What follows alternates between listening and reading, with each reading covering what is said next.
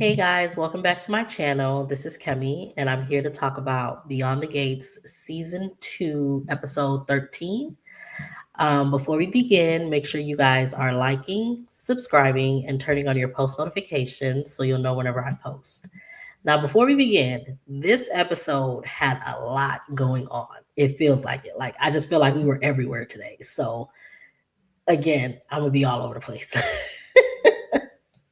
So we start off the episode with Tyrell coming down the stairs and telling his parents that he needs a new tux. And they're like wondering like what do you need a new tux for?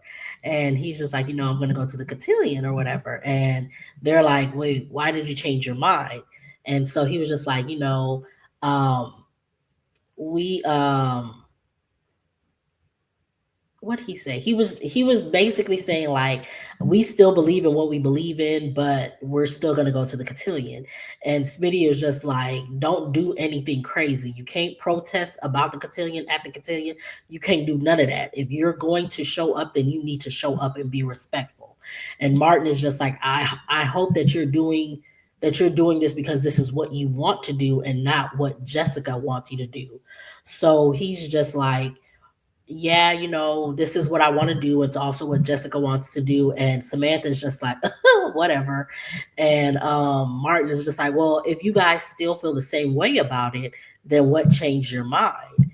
And he like hems and haws and not trying to say what it is. And then Samantha was just like, because she had put it on her college application that she was a part of the cotillion, and her dad told her that if she backs out, it'll look bad. And it's just like, okay, so that's why you're going. And it's just like, so Jessica, you was talking all that ish about the cotillion and how it was this and that and whatnot, but you put it on your college application. So you're a person who talks, but you don't believe in what you're saying. You want to sound like you're woke or whatever. Not even woke, but that you're better than this, but are you really? Okay, girl. Anyways, so we see Jacob and he is on one today. He is going at Marcel because Marcel shows up late. He shows up late to work, and he was supposed to go to a.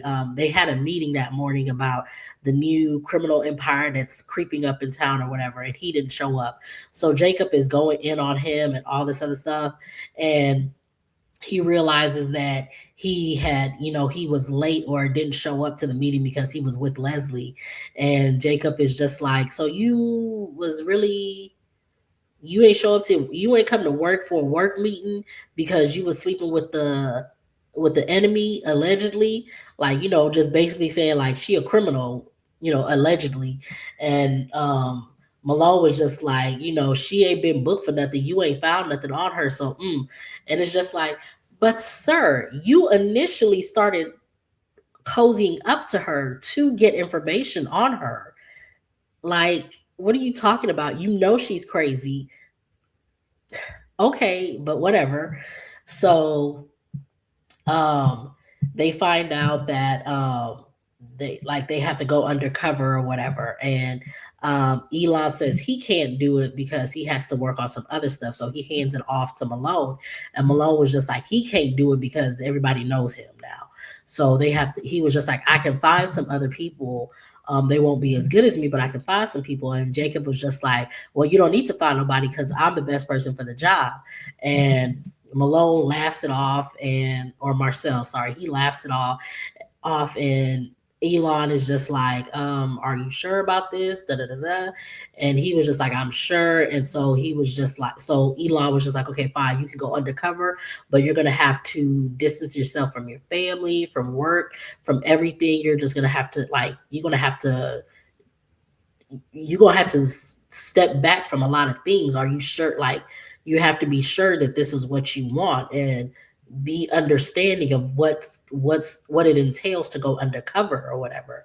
And he's looking like, yeah, I want to do it, but at the same time, he's just like, dang, do I want to do it? But you did already put it out there that you could do it, so now it's just like you can't take it back. So we then see he texts Naomi.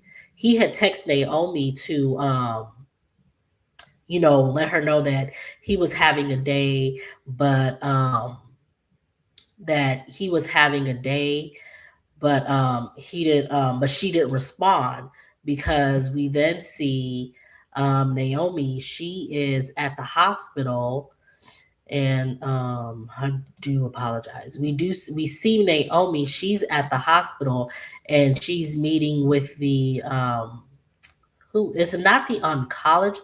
I don't think it's the oncologist, because um it's not the oncologist. So it's not the oncologist, but it's the lady who was taking the test for Anita, like that Anita was taking the test with and all of that stuff. So I don't know for sure who she is, but Naomi is meeting with her because she was dealing with Anita, and she lets us know that she did test positive for the BRCA gene. So this heifer done lied to her whole family that she didn't have it, but whatever. So we find out she tests positive.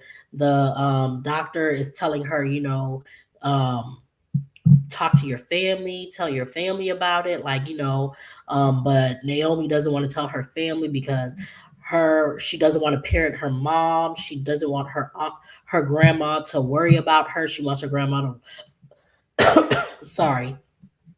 She wants her grandma to focus on fighting cancer, instead of worrying about her. Her and Jacob just got through a rough patch, and she doesn't want to bring them back to that or whatever.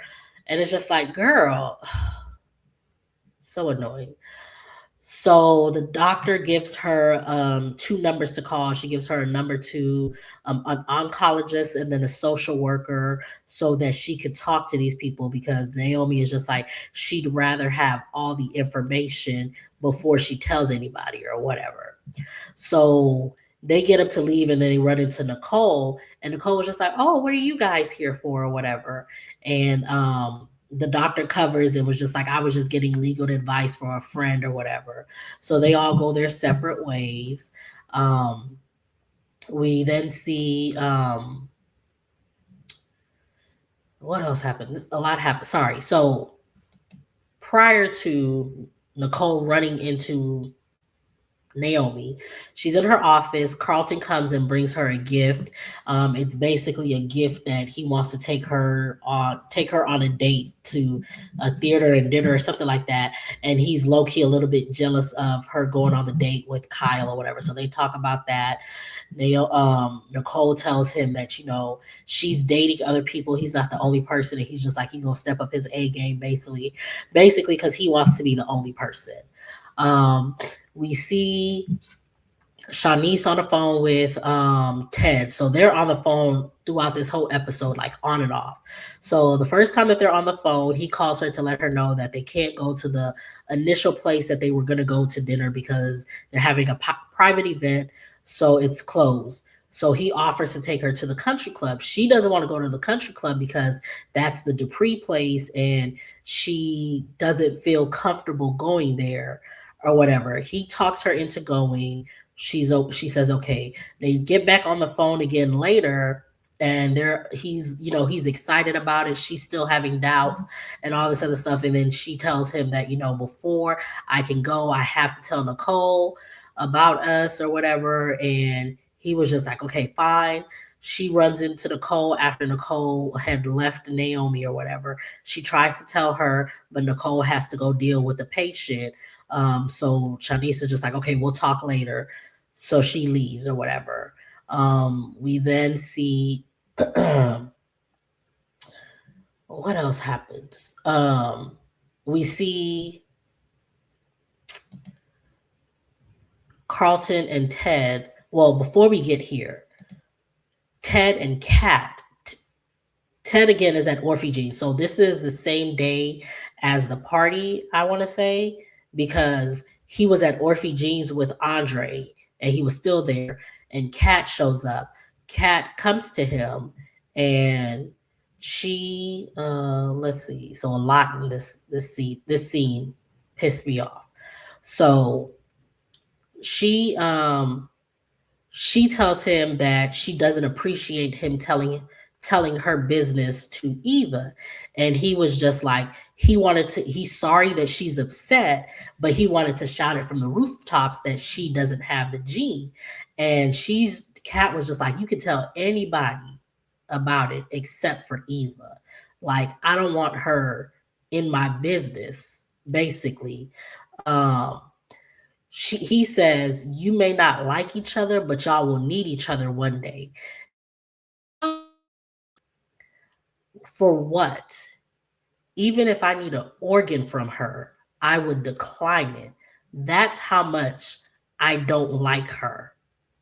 And at that moment, Ted should have understood that he needs to keep them separated from each other. But Ted didn't. He um doesn't understand. He's telling her it's not that big of a deal. Like of a deal that he told Eva, it ain't that serious. Kat Kat says Eva's like a cancer. She came in, ruined it, turned it upside down, X, Y, and Z. And he was just like, he can't believe it. He can't believe that she would refer to Eva as a cancer. And it's just like, I mean, her analogy was spot on, but okay. So he tells her that her temper tantrums aren't cute anymore. And Kat says, you sleeping on my mother wasn't cute. And I said, get him. Because yeah, that wasn't cute. Me having a tantrum after I've told you repeatedly and you know how I feel about this person, why you would continue to try to make us have a relationship, you are the reason why I keep having temper tantrums. So don't now come and tell me that my temper tantrums are, keep that girl away from me. Keep her away from me and I won't have any temper tantrums. But nobody is understanding that part. Kat does not want to have anything to do with Eva. Keep them away from each other. If y'all keep them away from each other, there would be no issues. But Ted, you are trying to force them to be in each other's vicinities just because they're siblings. And if she does not want to talk to her sibling because of the things that her sibling has done to her and to the family, then she has that right. But nobody is letting Kat have the right to not want to be in Eva's presence. They are all just sweeping what Eva did under the rug and telling Kat that she needs to get over it. Just because y'all got over it doesn't mean that doesn't mean that Kat has to get over it. And Eva continues after the anniversary party. Eva continued to do things to Kat for Kat to warrant this hatred that she has for her. But y'all are just ignoring all of that because Ted, you want to feel better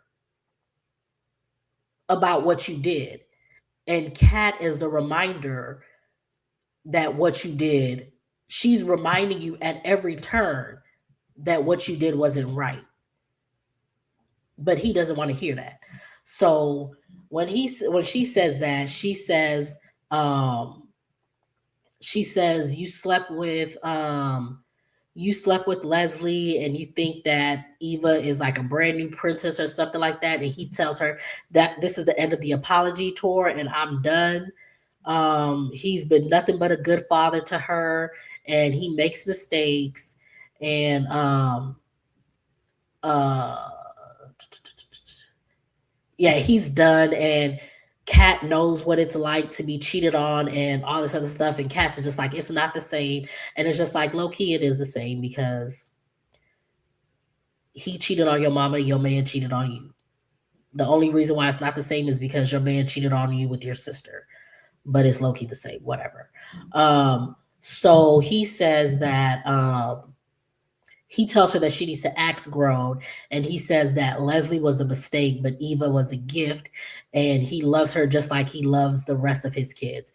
And Kat says that was the most hurtful thing that you've ever said. You can't love Eva the same way that you love me and Martin. And And like I said in my notes, this is where she lost me because it's just like, girl, you have valid reasons for disliking Eva. You dumbing it down to you being a spoiled brat and not wanting your daddy's love to be given to another child just takes all the reasoning for why you hate this girl, it throws it out the window. And it's just like, I hate that they're dumbing it down to this because, again, I saw with my own eyes all the reasons why Kat does not like Eva and why she should have this hatred for Eva. But they keep dumbing it down in the writing to Kat not wanting to share her daddy with Eva. And it's just like, that's not it. And I wish they would stop that. I wish that Kat would tell Ted, and trouble be damned, I broke into her room and I stole the gloves and the helmet from her that her mom used to run Laura off the road. And I want you to ask her about that. Matter of fact, call her down here now and ask her while I'm sitting here so she can come up with the excuse to say she didn't have that in her room. I want to see what she's going to say. I wish Kat would say that and tell them she knows what her mom did to Laura. She even gloated to me about the fact that she knows what her mom did to Laura, and no one is gonna find out, and her mom is gonna keep getting away with it, and this is how it's gonna be moving forward. I wish Kat would tell Nicole and her daddy that, just so they could be like, stop trying to push this girl on her. But of course, they're not bringing that up. But I saw those scenes. I watched that episode. I remember all of that. So Ted tells her, she says, he tells her to act grown. Um, Ted says he can't choose one child over the other, but he's been doing that. He's been choosing Eva over both of his children, over Martin and Kat, since he found out about the reveal. So, sir, you have chosen a child over the others. You really have, because you're spending more time with her than you are with the rest of them, because you're trying to make up the time to her, and your other children are falling by the wayside. Sorry. So Kat is Kat's upset, and she says she can't look at him, and he says I can't look at you either. So she leaves, and she goes to her mom, and when she goes to her mom, she does run in because um Nicole and Carlton are kissing, and Kat just walks in, so she interrupts them. Nicole tells her she should knock, all this other stuff. Kat says they're cute. It's weird, but it's cute. And she's happy her mom's moving on. They start talking about the whole Eva and Kat thing, and her mom is on her dad's side, or on Eva's side, basically. And she's telling her, because Kat told her, you need to tell your ex to not talk to me that way again, or whatever. And Nicole is just like, you need to get over it, basically. And Eva's living her life, and she's not thinking about you. And it's like, no, Eva is thinking about her. At every chance that Eva gets, she will bring up Kat's name. It's Kat is not doing that to her. Kat only responds to when somebody says something about Eva. Kat does not bring up Eva like that. It's always the other way around. And then when she's upset about it, then she'll go talk to people about it. But other than that, but outside of that, it's always Eva. Eva is always talking about Kat. She brings up Kat at every chance that she can get to disparage her, and everybody just sits there and lets it happen. But I digress. So Nicole is telling her, get over it. It's changing you. I'm not going to let you dim your light because you hate this girl. You've never had a problem with trying, so you need to try. Kat is just like, I don't know where to I don't know how to stop hating her. And Nicole is just like, well, try. You can try. Da da da da. And Kat is just like, well, I didn't inherit your forgiveness gene. I inherited Aunt Danny's. Um, Sorry about that. She tells her, I didn't inherit your forgiveness gene. I inherited Aunt Danny's scorched earth revenge gene. And yeah, it is what it is. So Kat leaves and she goes to Martin's and she comes in all sad about it and she tells him what happened. And Martin is just like, I don't see what the big deal is in her knowing. Um, Kat is just like annoyed. Then Kat was just like, why can't nobody deliver me from Eva? And Martin is just like, you know what? We should watch that movie with our Eva, and that way you guys can bond over something other than Tomas. And so they start to play fight. They start play fighting. Samantha comes down. Samantha is just like all excited that she's there. They start talking about Cotillion, the Cotillion, and looking at dresses, and Kat's really not in it. And then Samantha gives her some advice, and she's just basically telling her that you know um, try to put yourself in Eva's shoes. And Kat is just like, yeah, not about to do that. So then she was just like, well, try to put yourself in someone's shoes who doesn't hate Eva so that you can see why they would like her. Like, try to put yourself in Nicole's shoes and see why she likes Eva. And then maybe then you can see yourself in Eva's shoes. And it's just like, Nicole should not like Eva. So that should not have been the person. But because Nicole likes Eva, which baffles me, Nicole really should not care for Eva because she's no longer married to Ted, so she doesn't have to have anything to do with the girl, but whatever. So then Samantha tells Kat, um, her forgiving June really helped her. And Kat was just like, yeah, she was just like, what did she say? Um, Let me see. Sorry. Uh, she basically tells her like, forgive Eva for yourself, not for her, because you won't be so angry anymore. Kat tells her, your mom, you forgiving your mom is different because your mom had issues. Eva made choices, and that's the whole thing. Eva made all these choices to do these things and has not done anything to earn any type of forgiveness from anybody that she hurt. Everybody just gave her, like, they just gave her a blank sheet to start over, like nothing that she did happened, and she's a brand new person. And it's like, that's not how it works, and that's not how it should work. She should still be trying to earn Martin, Nicole, and Kat's forgiveness for what she did to Nicole, what she did to their family.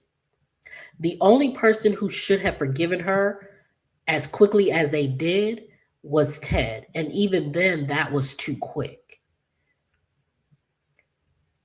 Because that's his child, I understand why he forgave her so quickly, but it really shouldn't have been that quick because it was just like the night of the event, she did what she did, got kicked out by her mom, and then ran to Ted to get for some place to stay.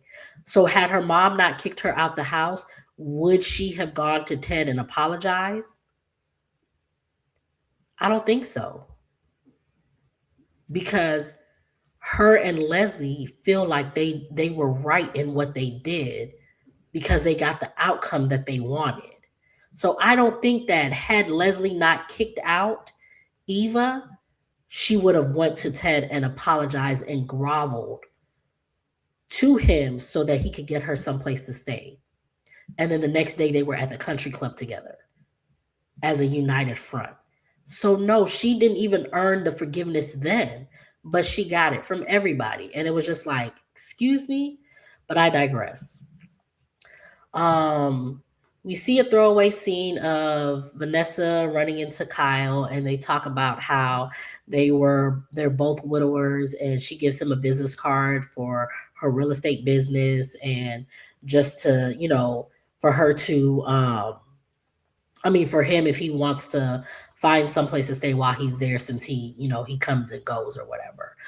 We also see Ted meeting up with, not meeting up with, but they run into each other at Orphe Jeans, and then they talk about the whole Nicole of it all. And then Ted tells him good luck with him trying to get affection from Nicole, since she has another suitor in place in Kyle or whatever. Um, we also see again Martin and Smitty. Smitty really isn't focusing a little bit because he's starting to work on a new piece, and we're going to find out what that new piece is. We then see who else do we see? We see Shanice and Ted. They're at the country club, and we see them at the country club, and she's still feeling a way about coming there or whatever. They run into Anastasia, and Anastasia like makes a dig at Shanice, and then Shanice reads her for Phil, and Ted is just like, you'll fit right in. They go inside because their table is ready, and then Nicole and Carlton come in, and they see each other, and then Nicole is just like, so this is what you wanted to talk to me about earlier. And Shanice tells her, yes, me and Ted are dating. And Ted's looking all smug about it. So that was the episode. Again, a lot happened this episode. A lot of, it was just going back and forth. Make sure you guys are liking, subscribing, and turning on your post notifications so you'll know whenever I post. Get down in the comments. Tell me what you thought about the episode, and I will see you guys in the next one.